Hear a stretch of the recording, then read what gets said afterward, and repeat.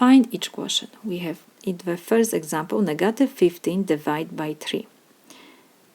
3 doesn't have any sign, it means it's positive. 15 has negative sign, so we have negative number divided by positive.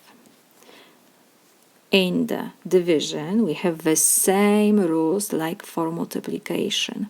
When we have one number negative, one positive, and we have division or multiplication, the answer is always negative.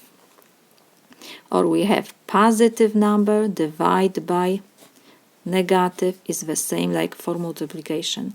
When we have positive times negative or positive divided by negative, the answer is negative. So, come back to our example, we have negative divided by positive. So the answer will be negative, and we have 15 divided by 3. Negative sign we copy, 15 divided by 3 is 5. Next example, we have positive number divided by negative number. When we don't have any sign, it's positive always. So positive divided by negative is like with multiplication. Positive times negative, positive times divided by negative. The answer is negative. And now we have to just divide 28 by 14. Negative sign we write, 28 divided by 14 is 2.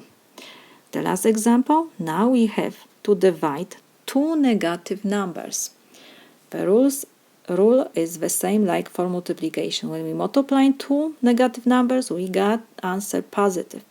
The same is with division. When we divide two negative numbers, the answer is positive.